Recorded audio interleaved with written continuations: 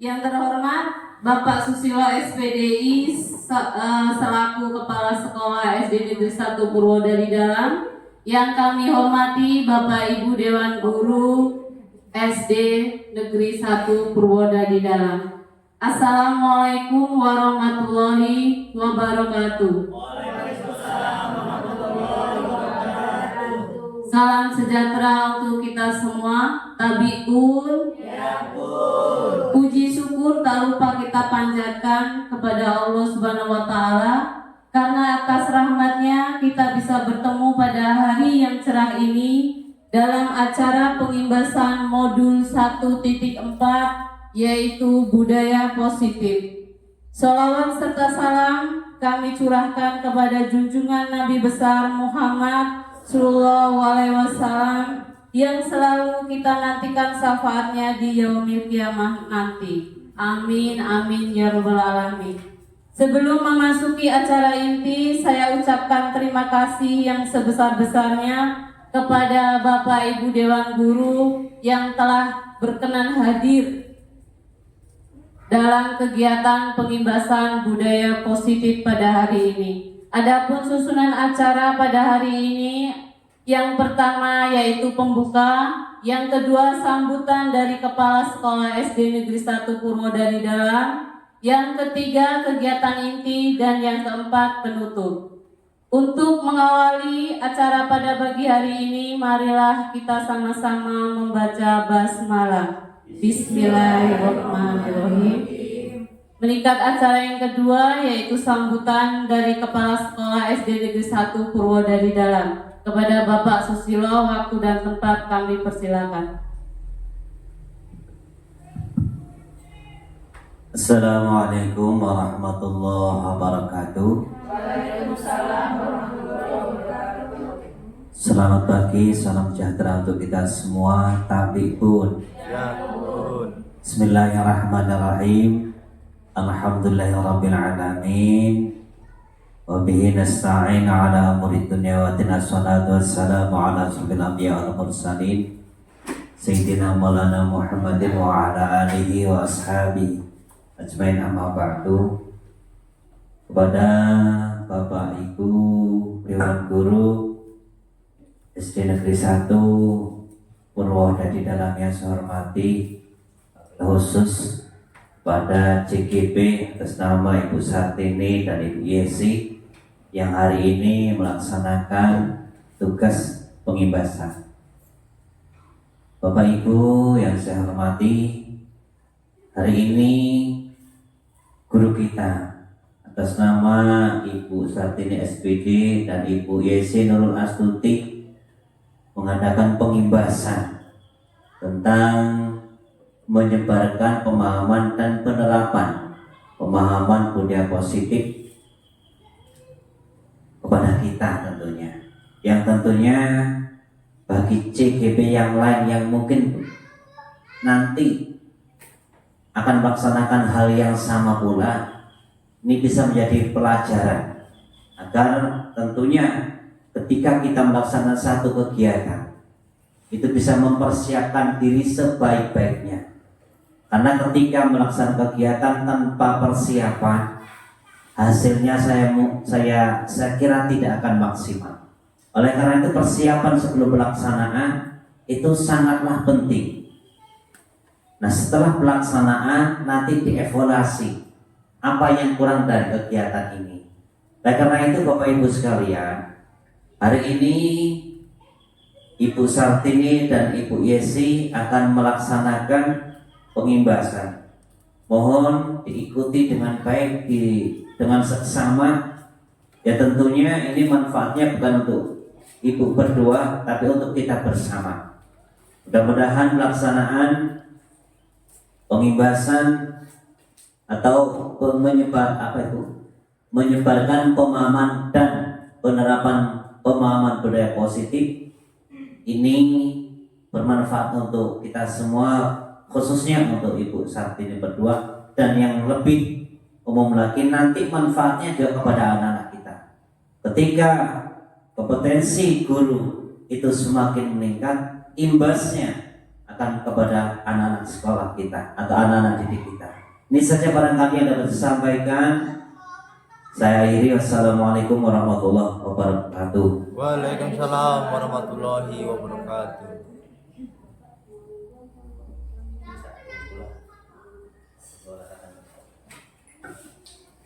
Baik, terima kasih kepada Bapak Susilo atas sambutannya. Kemudian untuk acara yang kedua yaitu kegiatan inti. Di sini saya saat ini selaku CGP Angkatan 10 akan menjelaskan tentang konsep inti budaya positif. Di antaranya ada 8, yaitu yang pertama adalah perubahan paradigma positif, disiplin positif, nilai-nilai kebajikan, kebutuhan dasar manusia, motivasi perilaku manusia, posisi kontrol guru, keyakinan kelas, dan segitiga restitusi. Nah, ini ya Bapak Ibu, supaya tulang-tulang kita biar lemes, biar nggak kaku, kayaknya kita harus joget bareng dulu ya Bapak Ibu. Monggo untuk berdiri.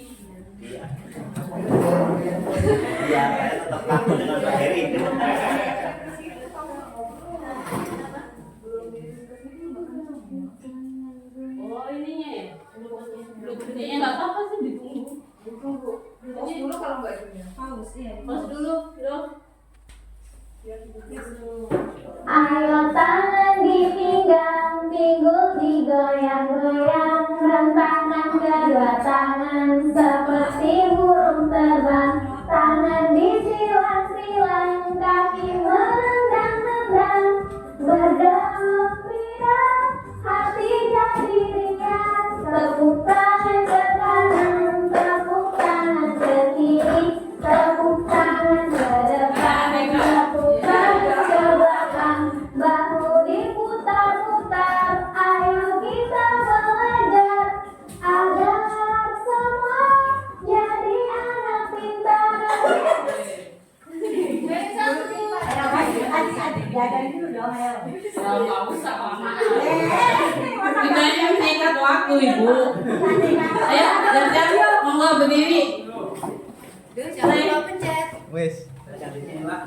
Ayo tangan dipinggang, pinggul digoyang-goyang, rentangkan kedua tangan seperti burung terbang. Tangan disilang-silang, kaki menendang-nendang, bergembira, hati jadi riang. Tepuk tangan ke kanan, tepuk tangan ke kiri, tepuk tangan ke depan, tepuk tangan ke belakang, bahu diputar-putar. Ayo kita belajar agar semua jadi anak pintar. Yes. Gimana Bapak Ibu sudah relax?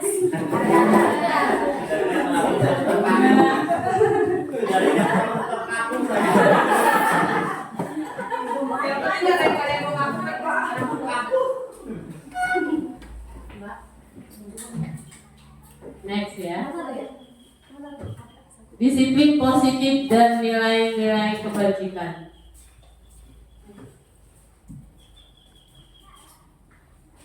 Pembelajaran dengan paradigma baru. Pembelajaran dengan paradigma baru merupakan pembelajaran yang dirancang berdasarkan prinsip pembelajaran berdiferensiasi, sehingga peserta didik belajar sesuai dengan kebutuhannya berdasarkan tahap perkembangan sesuai dengan teori psikologi modern untuk mewujudkan profil pelajar Pancasila. Perubahan paradigma yang pertama itu kegiatan kepalan tangan. Di sini ada ilustrasi ya Bapak Ibu. Ada A dan B, itu adalah kita dan teman kita. Sobeklah secari kertas kecil. Tulislah benda atau sesuatu yang sangat berharga untuk Anda. Letakkan di salah satu tangan Anda dan genggam benda atau sesuai dengan segala daya. Buatlah sebuah kepalan. Kemudian teman Anda akan mencoba dengan sekuat tenaga dengan berbagai cara untuk meminta Anda memberikan benda tersebut. Kemudian teman Anda tersebut bisa dengan membujuk, mengancam, menghardik, merayu, atau menyuap apa saja yang dapat membuat kepalan tangan Anda. Kemudian di situ apa yang akan terjadi? Dari kegiatan atau ilustrasi yang tadi akan timbul pertanyaan. Apakah Anda atau teman Anda membuka kepalan tangan Anda? Mengapa? Apa alasannya? Kemudian untuk yang kedua, apakah Anda atau teman Anda menutup kepalan tangan Anda? Mengapa? Apa alasan Anda? Atau mungkin teman Anda tetap menutup kepalan tangan Anda. Kemudian untuk yang ketiga dalam kegiatan ini, sesungguhnya siapa yang memegang kendali atau kontrol untuk membuka atau menutup kepalan tangan tersebut?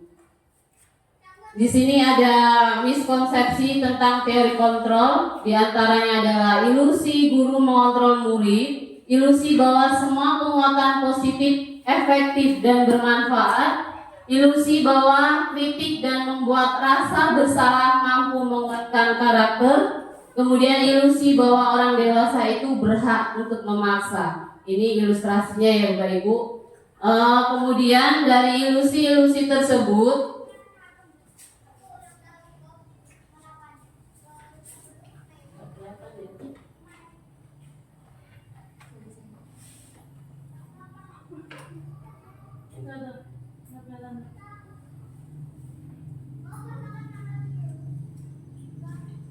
kurang ke bawah sedikit Ibu.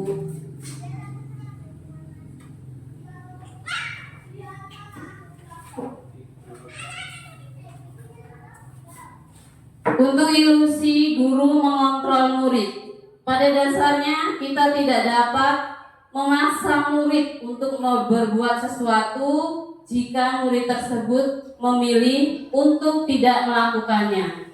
Walaupun tampaknya guru sedang mengontrol perilaku murid, hal demikian terjadi karena murid sedang mengizinkan dirinya dikontrol. Saat itu, bentuk kontrol guru menjadi kebutuhan dasar yang dipilih.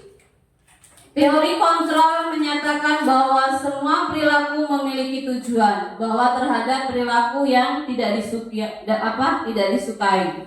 Kemudian ilusi yang kedua yaitu bahwa semua penguatan positif efektif dan bermanfaat. Penguatan positif atau bujukan adalah bentuk-bentuk kontrol.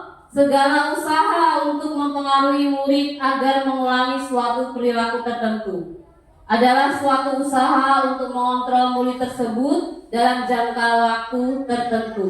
Kemungkinan murid tersebut akan menyadarinya dan mencoba untuk menolak bujukan kita, atau bisa jadi murid tersebut menjadi tergantung pada pendapat sang guru untuk berusaha. Kemudian ilusi yang ketiga bahwa kritik dan membuat orang merasa bersalah dapat menguatkan karakter.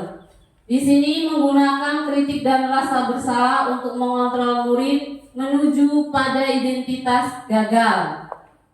Mereka belajar untuk merasa buruk tentang diri mereka. Mereka mengembangkan dialog diri yang negatif. Kadangkala suka bagi guru untuk mengidentifikasi bahwa mereka sedang melakukan perilaku ini.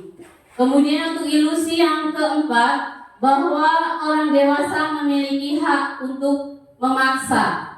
Banyak orang dewasa yang percaya bahwa mereka memiliki tanggung jawab untuk membuat murid-murid berbuat hal-hal tertentu.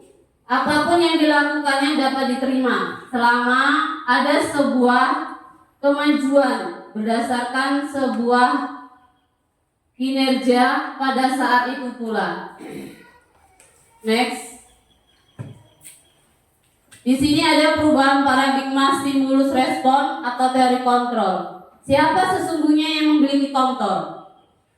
Dari stimulus respon mengatakan kita mencoba mengubah orang agar berpandangan sama dengan kita. Ternyata menurut teori kontrol, kita itu berusaha memahami pandangan orang lain tentang dunia. Kemudian stimulus respon melakukan perilaku buruk dilihat sebagai suatu kesalahan. Tetapi teori kontrol mengatakan semua perilaku memiliki tujuan. Kemudian yang ketiga, orang lain bisa mengontrol saya. Ternyata sesuai dengan teori kontrol hanya anak yang bisa mengontrol diri Anda. Yang keempat, saya bisa mengontrol orang lain. Ternyata anak tidak bisa mengontrol orang lain. Kemudian yang selanjutnya, pemaksaan pada saat bujukan gagal. Ternyata menurut teori kontrol, kolaborasi dan konsekuensi menciptakan pilihan-pilihan baru. Kemudian yang terakhir, modal berpikir menang atau kalah. Di sini teori kontrol mengatakan modal berpikir menang. Bagaimana seorang bisa merubah dari paradigma stimulus respon kepada pendekatan teori kontrol? Di sini dalam stimulus respon seolah-olah orang lain dapat kita kontrol, dapat kita kendalikan, sehingga kita dapat berubah seseorang menjadi apa yang kita inginkan. Tetapi pada teori kontrol sangat bertolak belakang. Sesuai yang sedang kita kontrol sebetulnya tidak dapat kita kendalikan. Karena yang dapat mengontrol adalah dirinya sendiri, bukan orang lain. Sesungguhnya setiap orang berperilaku memiliki tujuannya sendiri-sendiri. Kita harus memiliki suatu pola pikir yang lebih tertata agar kita mampu berusaha memahami pandangan orang lain tentang dunia. Kita pun harus memahami jika seseorang berbeda pandangan dengan kita serta tidak memaksakan pandangan kita kepada orang lain. Kemudian untuk disiplin positif. Disiplin ini berasal dari kata disiplin yang berarti belajar. Disiplin mengacu pada disiplin diri yang memiliki tanggung jawab terhadap apa yang telah dilakukan berdasarkan nilai-nilai keyakinan. Disiplin positif ini merupakan salah satu cara penerapan disiplin yang bertujuan untuk menumbuhkan kesadaran serta memberdayakan peserta didik tanpa imbalan, penghargaan atau reward, ancaman atau hukuman. Sebagai pendidik, tujuan kita adalah menciptakan peserta didik yang memiliki disiplin diri, sehingga mereka berperilaku mengacu pada nilai-nilai kebajikan universal dan memiliki motivasi intrinsik dalam perubahan perilaku ke arah yang lebih baik. Di sini ada nilai-nilai kebajikan. Contoh dari nilai kebajikan institusi atau organisasi. Yang pertama yaitu profil pelajar Pancasila yang terdiri dari beriman bertakwa kepada Tuhan Yang Maha Esa dan berakhlak mulia, kemudian berkebinekaan global, mandiri, bernalar, kritis, dan kreatif. Kemudian yang kedua yaitu IBO, Primary Year, atau disingkat dengan PYP. Di sini terdiri dari toleransi, rasa hormat, integritas, mandiri, menghargai, antusias, empati, keingintahuan, kreativitas, kerjasama, percaya diri, dan komitmen. Kemudian yang ketiga, di sini adalah 9 pilar karakter Indonesia. Di dalamnya terdapat cinta Tuhan dan segenap ciptaannya, kemandirian dan tanggung jawab, kejujuran atau amanah, diplomatis, hormat dan santun, dermawan, suka menolong dan gotong royong, percaya diri, kreatif, pekerja keras, kepemimpinan dan keadilan, baik dan rendah hati, toleransi, kedamaian dan kesatuan. Kemudian yang keempat di sini adalah kebutuhan dasar manusia dan motivasi perilaku manusia. Kebutuhan dasar manusia di sini adalah segala sesuatu yang dibutuhkan oleh manusia untuk mempertahankan keseimbangan kondisi fisiologis dan psikologis yang bertujuan untuk mempertahankan kehidupan dan kesehatan. Dari 5 kebutuhan dasar manusia itu ada lingkaran kebutuhan dasar yang di dalamnya adalah diterima, disayang, bebas, senang, dan bisa. Yang pertama, kebutuhan bertahan hidup.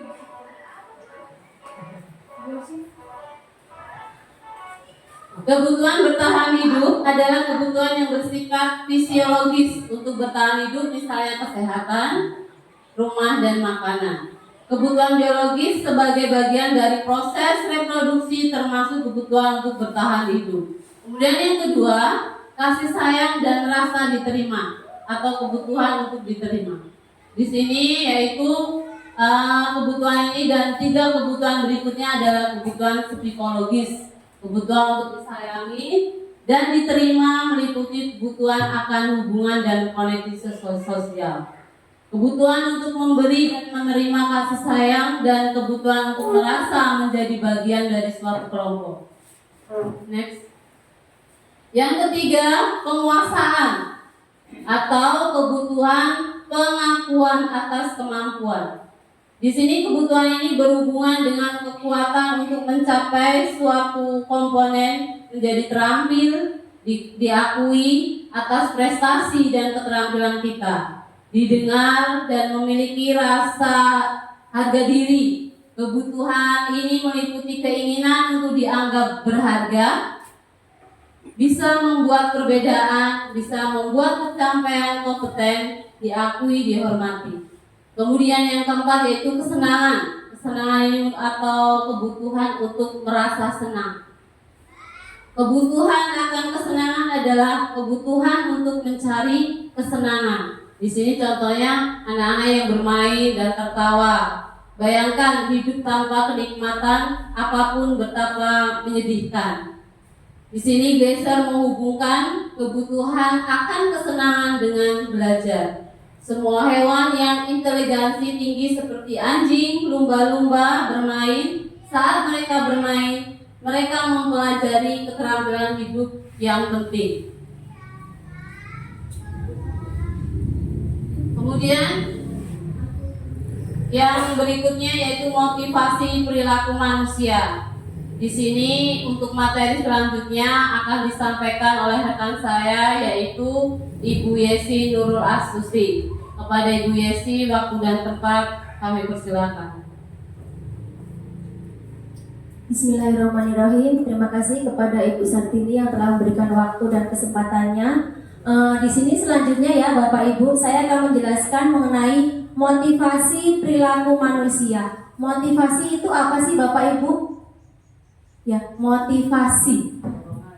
Ya, dorongan. Motivasi itu merupakan dorongan yang timbul pada diri seseorang atau diri kita sendiri secara sadar atau tidak sadar untuk melakukan suatu tindakan dengan tujuan tertentu. Nah, dalam motivasi perilaku ini dibagi menjadi 3 motivasi. Yang pertama, motivasi eksternal. Di sini itu untuk menghindari ketidaknyamanan atau hukuman. Contohnya itu murid melakukan disiplin diri karena takut dihukum. Ini merupakan motivasi intrinsik. Kemudian ekstrinsik ya Bapak Ibu ya. Kemudian yang kedua, mendapat imbalan atau penghargaan dari orang lain. Ini contohnya murid yang disiplin diri karena ingin mendapatkan imbalan. Ini merupakan motivasi ekstrinsik. Kemudian yang terakhir, untuk menjadi orang yang mereka inginkan dan menghargai diri sendiri dengan nilai-nilai yang mereka percaya. Jadi di situ merupakan kebajikan dirinya, ini merupakan motivasi intrinsik. Nah, dalam motivasi intrinsik tadi berikutnya itu ada konsep disiplin, antara lain yang A, konsep disiplin dengan identitas gagal. Kemudian yang B, konsep disiplin dengan identitas sukses. Jadi ada disiplin yang gagal sama identitas yang sukses. Nah, konsep disiplin gagal ini meliputi ada hukuman dan penghargaan. Jadi hukuman dan penghargaan itu merupakan konsep disiplin dengan identitas gagal. Hukuman itu berupa hal-hal yang menyakitkan kepada murid-murid kita, tidak nyaman, murid merasa jadi takut, memaksa, murid menyembunyikan kesalahan, jadi takut dihukum, jadi kesalahannya disembunyikan. Kemudian murid menjadi rendah diri. Sedangkan yang berupa penghargaan itu tidak efektif, merusak hubungan atau sifat iri, mematikan kreativitas, menghukum dengan sistem ranking, merampas hak, dan menghargai dirinya. Kemudian, sedangkan konsep disiplin dengan identitas sukses itu ada dua, yaitu konsekuensi dan restitusi. Konsekuensi ini meliputi penguatan jangka pendek, perlu monitoring, berkelanjutan, stimulus respon, murid-murid menghargai peraturan, dan yang terakhir kehilangan waktu untuk merenungi kesalahan. Kemudian yang restitusi itu terdiri dari murid jadi bertanggung jawab untuk perilakunya, fokus pada pemecahan masalah jangka panjang. Kemudian murid jadi menghormati dirinya dan orang lain. Teori kontrol, dirinya memegang kontrol tersendiri. Murid bersemangat memperbaiki kesalahan. Nah, di sini ada perbedaan ya Bapak Ibu antara hukuman, konsekuensi, dan restitusi.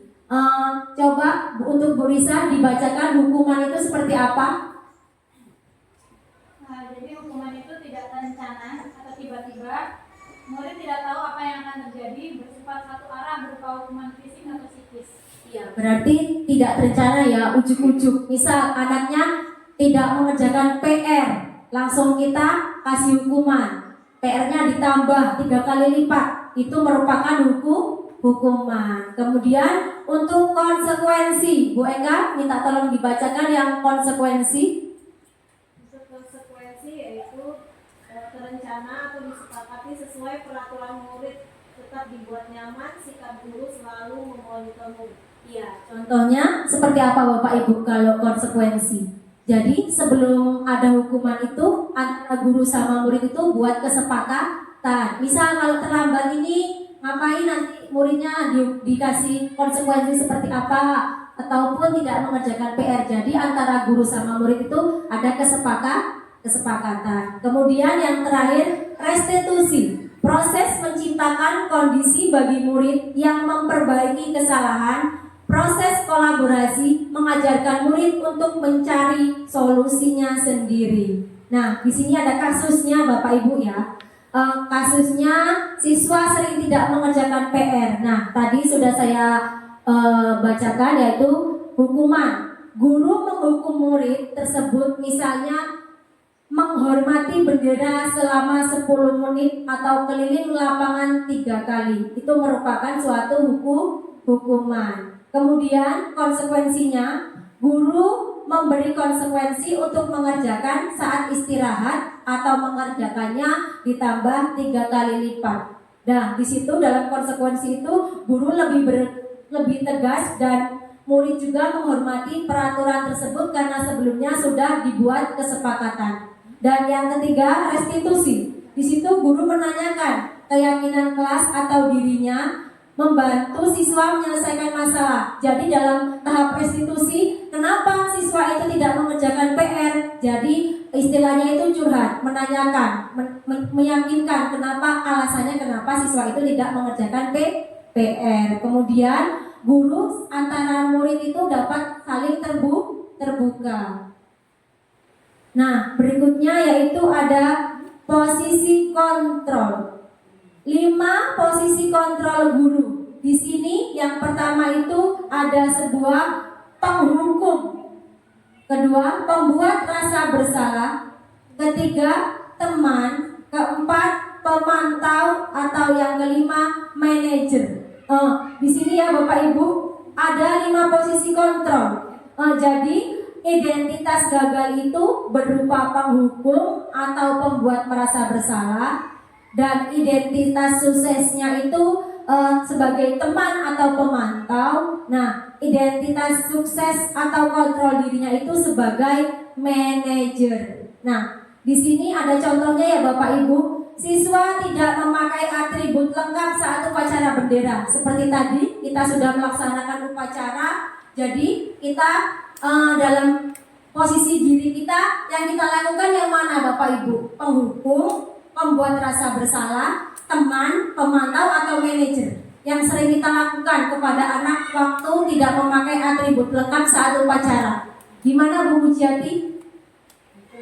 Ya, termasuk hukuman ya Bu ya, karena patuhi aturan sekolah, lalu misalnya berdiri di depan barisan, beda sama temennya. Nah, jadi kita sebelumnya masih mengetahui bahwa jika anak yang tidak beratribut lengkap itu kita masih sebagai penghukum. Padahal pada saat itu kita juga bisa bersikap antara pembuat rasa bersalah, teman, pemantau, atau sebagai manajer. Jadi Bapak Ibu ya, kita belajar bersama-sama, bukan untuk menggurui. Jadi kita bertahap. Sebelumnya pada materi ini kita belum paham, kita masih menjadi seorang guru yang penghukum. Jadi nanti untuk kedepannya kita sama-sama berkembang, sama-sama mengupayakan bahwa kita itu patut harus menjadi seorang manajer, yaitu kita tahu dulu kesalahannya apa, kenapa kok nggak bawa topi, misalnya nggak pakai dasi. Jadi kita harus memperbaiki kesalahan muridnya itu sendiri. Nah, di sini ada contoh Bapak Ibu. Saya kecewa sekali dengan kamu. Itu termasuk apa Bapak Ibu? Pemantau, teman, manajer, atau penghukum? Saya kecewa sekali dengan kamu. Apa Bapak Ibu? Pembuat rasa bersalah. Ya. Yang kedua, kamu tidak pernah benar melakukannya. Apa Bapak Ibu? Hukum ya Pak. Menghukum. Kamu tidak pernah benar melakukannya. Termasuk apa Bapak Ibu? Apa? Yang kedua, kira-kira apa? Iya. Pembuat rasa bersalah juga ya Bu ya. Poin kedua, pembuat rasa bersalah. Yang ketiga, ayolah lakukan demi ibu bapak, Raimi. Iya, sebagai teman. Yang keempat, apakah kamu mau mendapatkan stiker bintang hari ini? Termasuk apa Bapak Ibu? Berarti termasuk apa? Merayu. Iya. Yang kelima, bagaimana kamu bisa menyelesaikan masalah ini? Manajer. Iya, dia menanyakan dulu kenapa kok, cara harus bagaimana. Dan yang terakhir, kamu selalu yang paling terakhir. Rasa bersalah. Ya, coba kita cek dulu jawaban Bapak Ibu. Yang pertama, ada ya? Iya, yang pertama itu jadi dalam 5 posisi kontrol kita setelah melaksanakan tugas tentang 5 posisi kontrol, berarti kita dapat membedakan 2 posisi kontrol. Manakah menurut Bapak Ibu yang paling tepat untuk mendidik anak, antara posisi pemantau atau manajer? Iya, manajer. Jadi kita sama-sama belajar ya Bu. Sebelumnya kita menjadi seorang guru yang penghukum, ya kan? Jadi kita sekarang belajar menjadi posisi manajer, yaitu dengan menghargai diri sendiri kepada anak yang melakukan pelanggaran. Kita dapat menanyakan keyakinan mereka, bagaimana pendapat mereka dalam memperbaiki kesalahan. Setelah mereka mengerti, kita dapat memberikan penguatan. Dan kemudian diharapkan peserta didik menjadi individu yang positif. Dalam posisi manajer, peserta didik itu diharapkan mampu mengevaluasi diri dan mampu menemukan cara dalam memperbaiki atau dapat menemukan solusi dari pelanggaran yang telah dilakukan. Di sini berikutnya yaitu keyakinan kelas. Keyakinan kelas itu apa Bapak Ibu? Nah, di sini mengapa keyakinan kelas? Tidak peraturan kelas saja. Mengapa Bapak Ibu? Mengapa tidak keyakinan kelas tapi peraturan kelas? Nah, di situ ada contohnya. Mengapa kita memiliki peraturan tentang penggunaan helm pada saat mengendarai kendaraan roda 2 atau sepeda motor? Kemudian, mengapa kita memiliki peraturan tentang mencuci, tentang peraturan memakai masker atau mencuci tangan setiap saat? Nah, jadi kenapa Bapak Ibu menanyakan keyakinan kelas atau peraturan kelas saja? Jadi di sini keyakinan kelas itu terdiri dari nilai-nilai keselamatan atau kesehatan yang kita sebut sebagai suatu keyakinan, yaitu nilai kebajikan universal yang disepakati secara tersirat dan tersurat. Lepas dari latar belakang suku negara, bahasa atau agama, nilai-nilai kebajikan bahwa menekankan pada keyakinan seseorang akan lebih memotivasi seseorang dari dalam.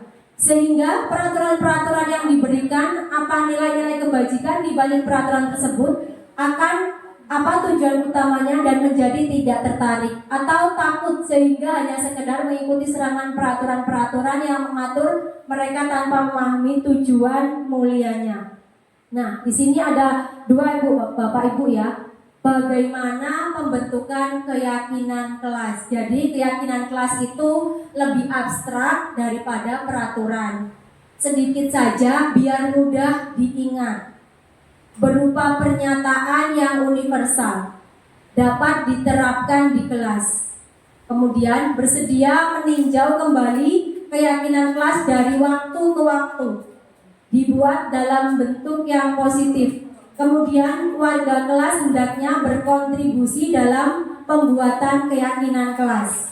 Nah, di sini ada contohnya ya Bapak Ibu, yang mana yang merupakan keyakinan kelas yang sebelah kanan atau kiri Bapak Ibu. Nah, di situ ada kesepakatan kelas, sama-sama kesepakatan kelas. Tapi yang sebelah kanan ini antara lain dapat datang tepat waktu, mengucapkan salam, menjaga kebersihan sekolah, berdoa sebelum dan sesudah pembelajaran, aktif dalam pembelajaran dan tertib. Sedangkan yang sebelah kiri, kami guru dan murid yang saling menyayangi, kami murid yang semangat belajar, dan kami murid yang peduli dengan teman-teman. Yang mana Bapak Ibu yang merupakan keyakinan kelas?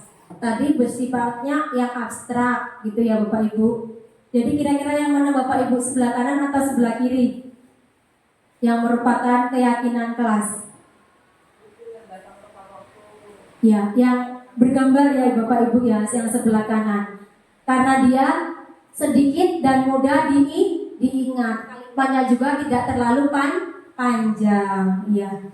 Kemudian berikutnya di situ ada peraturan dan keyakinan kelas. Misalnya nomor 1 pertanyaannya, peraturannya itu mengenai selalu kembalikan buku ke tempatnya. Itu termasuk keyakinan kelas atau peraturan? Peraturan ya, di situ peraturan. Berarti keyakinan kelasnya apa Bapak Ibu?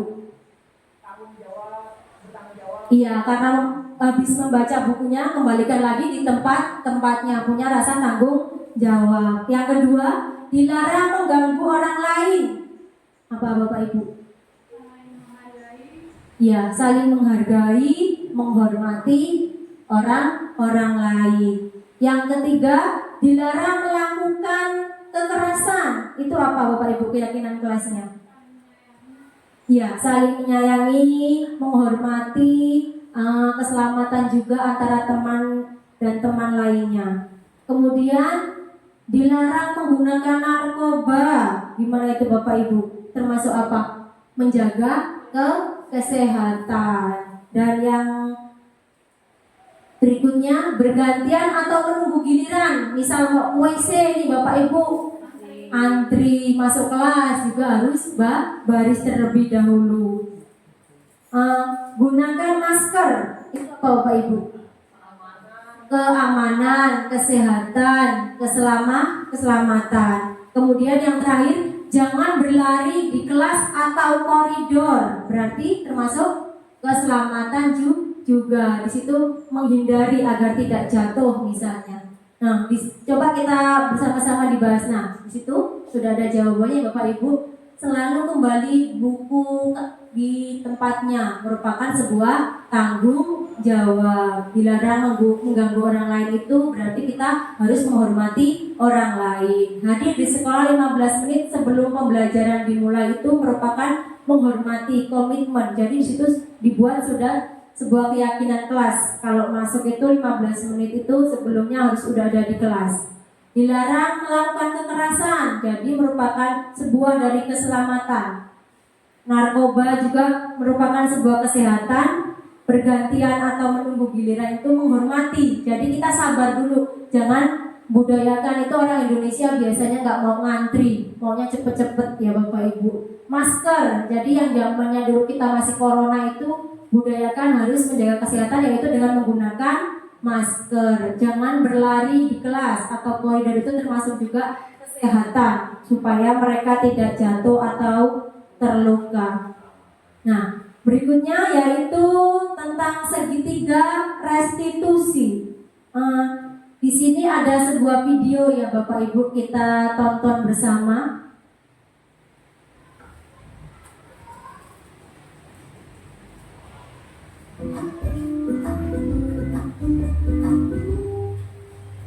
Salam dan bahagia Ibu dan Bapak Guru hebat. Pada video kali ini kita akan membahas tentang salah satu program disiplin positif yang diterapkan di lingkungan sekolah yang dikenal dengan nama restitusi.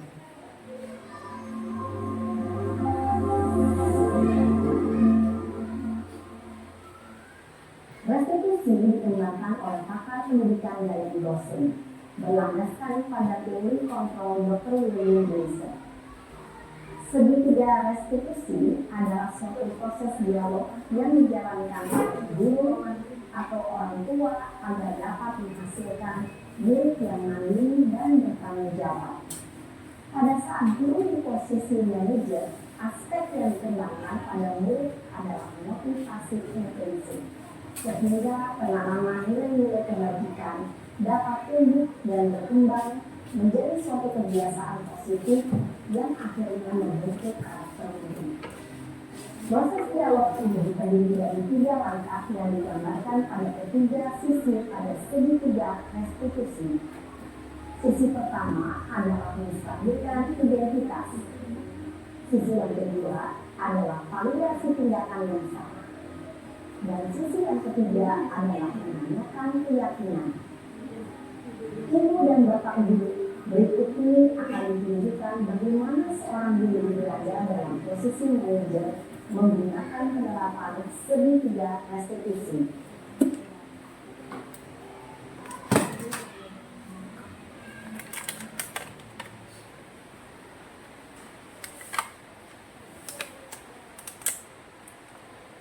Iya, Sarah. Iya, Pak. Sudah lama nggak ketemu Sarah? Kenapa hari ini ada bikin? Itu Pak, so banget. Masa aku dikatain Pak fitnah, Pak? Ya aku marah lah. Aku balikin lagi Eka di depan kelas. So banget. Oh begitu. Ya pasti kamu marah dan kesal. Bapak juga akan marah apabila ada yang menuduh Bapak seperti itu. Kemudian pada saat itu kamu mau melakukan apa? Ya saya langsung ngatain Eka lah, Pak. So banget. Saya bentak-bentak dia di depan teman-teman lain. Oh begitu. Tapi kamu melakukan seperti itu karena suatu alasan tertentu kan? Iyalah, maksud saya diam saja, Pak. Ya saya bela diri lah. Maksud saya dituduh tukang fitnah. Ya wajar lah. Mempertahankan ajaran itu sesuatu yang penting buat kamu. Untung kamu tidak bikin ada kegagalannya.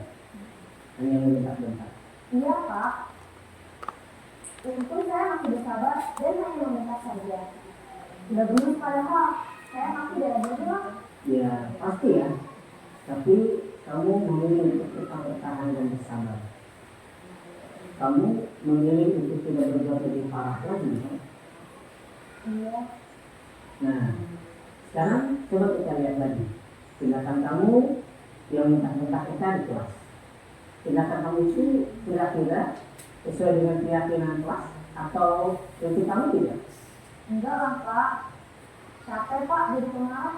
Jadi keyakinan atau prinsip mana yang kurang sesuai dengan keinginan kamu? Ya, saya sebenarnya sangat menghargai orang lain. Mungkin saat itu saya menjadi emosi. Jadi tidak menerima sikap itu. Kamu meyakini tidak? Menghargai orang lain itu penting buat kamu. Ya, enggak, Pak. Iya, setuju. Kita harus saling menghargai. Namun ada juga keyakinan yang kita sepakati yang perlu kita jalankan apabila kita sedang marah kan? Ya, saya bisa lebih proaktif. Mulai dengan diri sendiri. Saya bisa jadi lebih sabar, Kira-kira kamu bersedia memperbaiki masalah ini tidak? Sedia, Pak. Kalau kamu memperbaiki masalah ini, kamu akan menjadi orang seperti apa? Saya akan menjadi orang yang bertanggung jawab, Pak, ya, Pak. Dan yang satu aku, Iya, menurut kamu bagaimana rasanya menjadi orang seperti itu? ya nyaman lah, bangga bisa bersabar dan mengambil. Baiklah kalau begitu. Yuk kita pikirkan bagaimana memperbaiki masalah ini.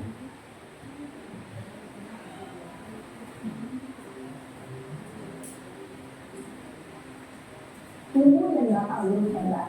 Baru saja kita menyaksikan contoh bagaimana seorang guru berada dalam posisi manajer menggunakan penerapan segitiga restitusi. Mari kita bahas satu persatu. Pada sisi pertama, menstabilkan identitas berdasarkan pada prinsip bahwa membuat kesalahan adalah bagian dari proses pembelajaran. Sisi pertama dari segitiga ini berperan menggeser identitas milik dari identitas gagal ke identitas sukses.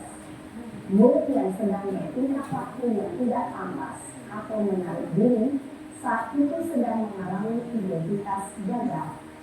Bila kita mengkritiknya, maka posisinya tidak akan berubah.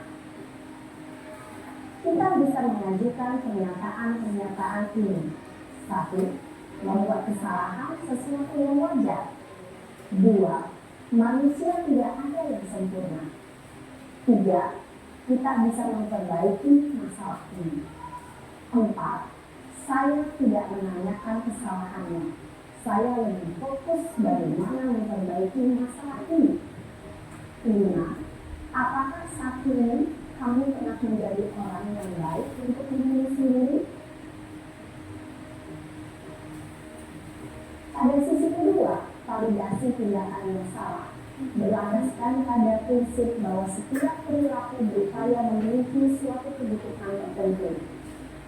Guru yang telah memahami ilmu kontrol akan bergeser dari pemikiran stimulus respon menjadi proaktif dan mencoba untuk mengenali tujuan dari perilaku murid, mengenali dan mengakui kebutuhan murid ini dapat memperbaiki hubungan dengan murid tersebut. Pernyataan atau pertanyaan bisa disampaikan dengan nada suara tidak menghakimi atau memojokkan, sehingga dapat mengembalikan murid pada posisi positif. 1. Kamu bisa saja bertindak lebih gegabah lagi dari ini. 2. Aku bukan melakukannya tanpa suatu alasan tertentu. 3. Kamu melakukannya karena mempertahankan sesuatu yang penting bagi. 4. Mungkin kamu bisa mempelajari suatu perilaku baru yang lebih efektif. Bersediakah kamu mempelajarinya? Selanjutnya, kita akan simak sisi terakhir, yaitu menanyakan keyakinan. Teori kontrol menyatakan bahwa pada dasarnya kita termotivasi secara intrinsik.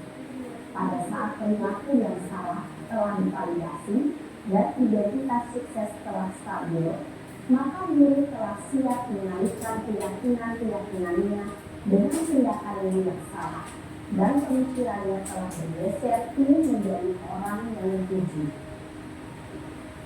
Pertanyaan-pertanyaan ini dapat mengalihkan keyakinan-keyakinan yang diambil murid. 1. Sebagai keluarga atau kelas, apa yang kita yakini? 2. Nilai-nilai apa yang telah kita sepakati? 3. Seperti apa gambaran sebuah kelas yang ideal bagi kami? 4. Kamu ingin menjadi orang seperti apa?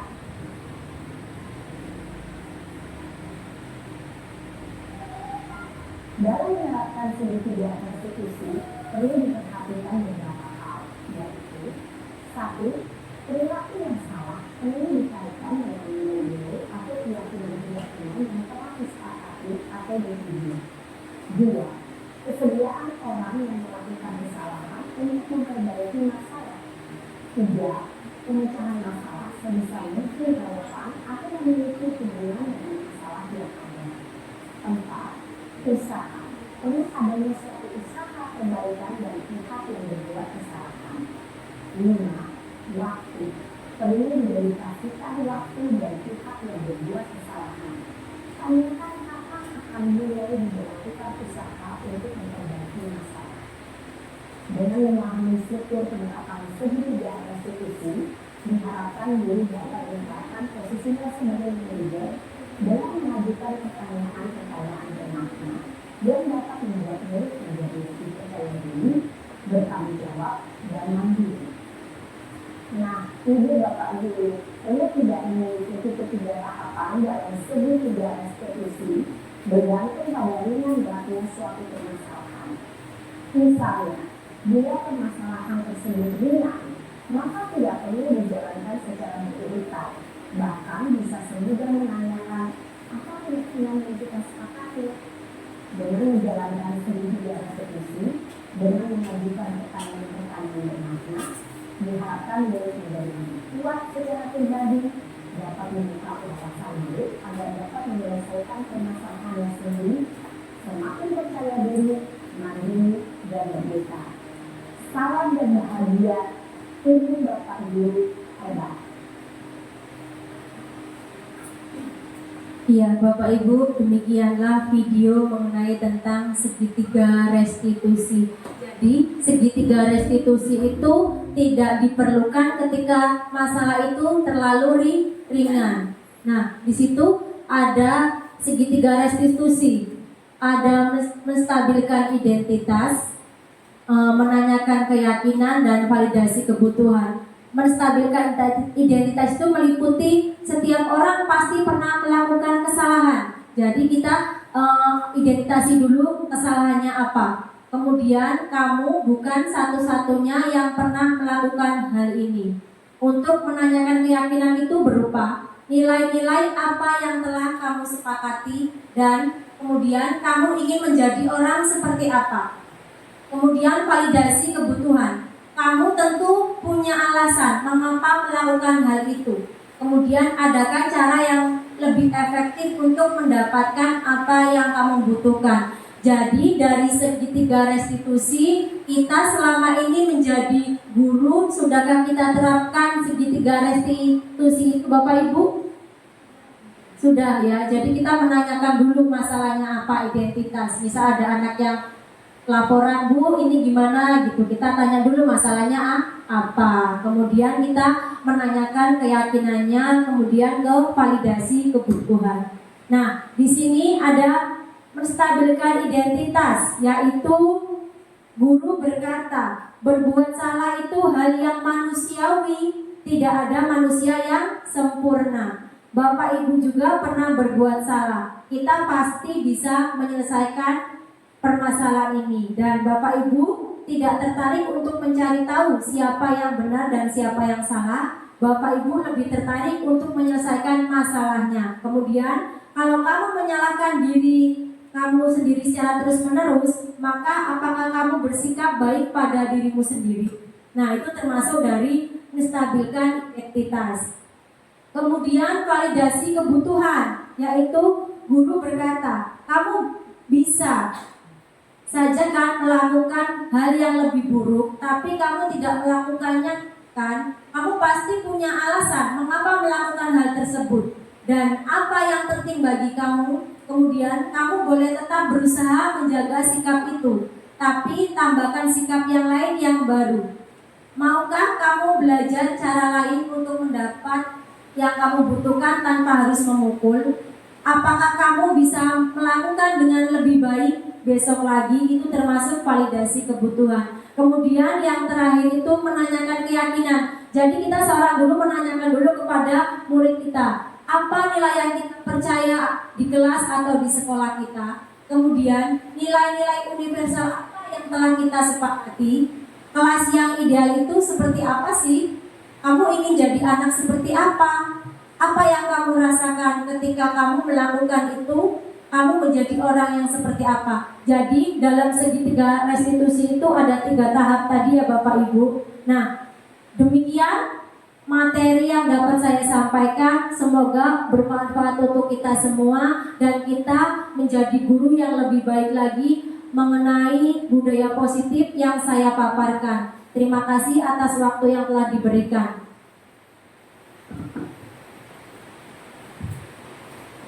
Terima kasih atas materi yang disampaikan oleh Ibu Yesi Nur Astuti. Semoga apa yang kami sampaikan pada hari ini bermanfaat untuk kita semua, dan tentunya nantinya kita sebagai guru akan lebih meningkatkan potensi kita lagi. Baiklah Bapak Ibu, di sini saya akan merefleksi dari pengimbasan yang telah kami sampaikan barusan, yaitu yang pertama, hal baru apa yang mengubah paradigma saya yang saya dapatkan. Kemudian yang kedua, perasaan apa yang muncul selama mengikuti sesi ini, khususnya mengenai makna disiplin dan motivasi intrinsik.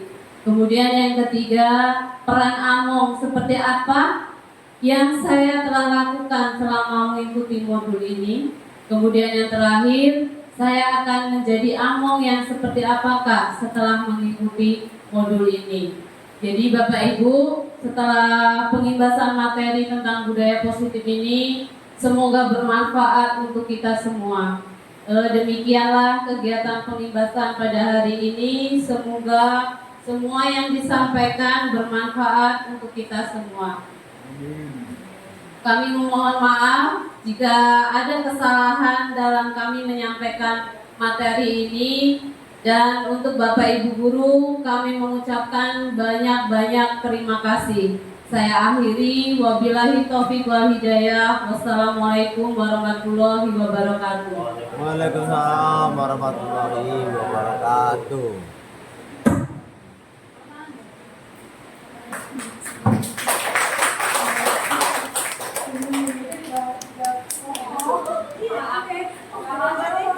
Hah?